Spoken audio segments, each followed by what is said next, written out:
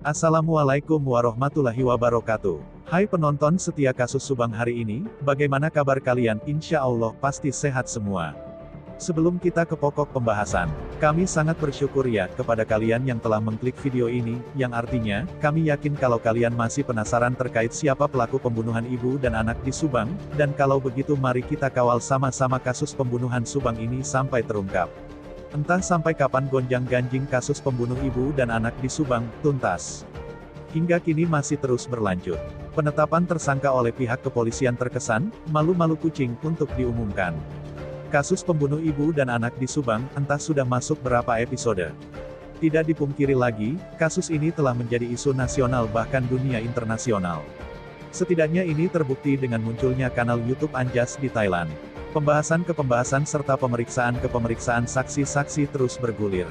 Konon polisi masih tetap menyuguhkan menu-menu makanan empuk untuk dikonsumsi publik pada kasus pembunuh ibu dan anak di Subang, yang disuguhkan melalui media baik cetak, elektronik hingga media online. Racikan menu yang diolah polisi seakan memberi aura pancingan untuk terus disimak.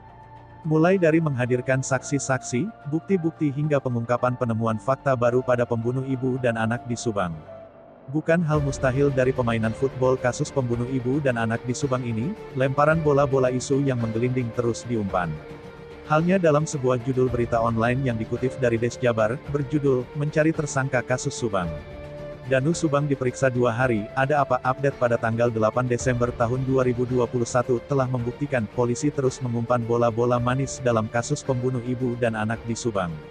Lantas pertanyaannya sekarang, kapan tendangan penalti pengumuman tersangka yang menjadi eksekutor diungkap ke publik? Ataukah kasus pembunuh ibu dan anak di Subang tidak akan berkesudahan?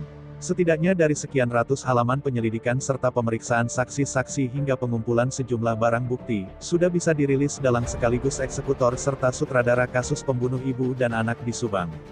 Bahkan dalam suatu perbincangan antara ahli forensik Mabes Polri, Dr. Sumi Hastri Purwanti dengan Denny Darko di kanal YouTube Denny Darko memberi isyarat dengan senyum manisnya, saat Denny Darko menanyakan tersangka dalam kasus pembunuh ibu dan anak di Subang.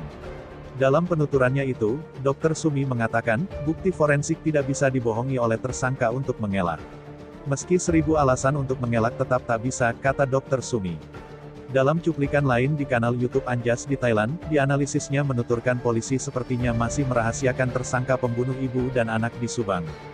Hal ini dilakukan, tutur Anjas, polisi harus lebih bersikap hati-hati dalam melakukan pengumuman ke publik karena menyangkut HAM.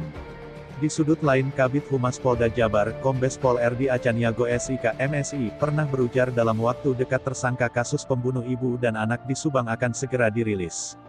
Polisi tinggal menunggu waktu yang tepat, kata RD. Bola bundar pembunuh ibu dan anak di Subang terus diumpan-umpan. Entah sampai kapan polisi berani mengumumkan tersangka sekaligus dalang yang juga sutradara pembunuh kasus perampasan nyawa Tuti Suhartini dan Amalia Mustika Ratu.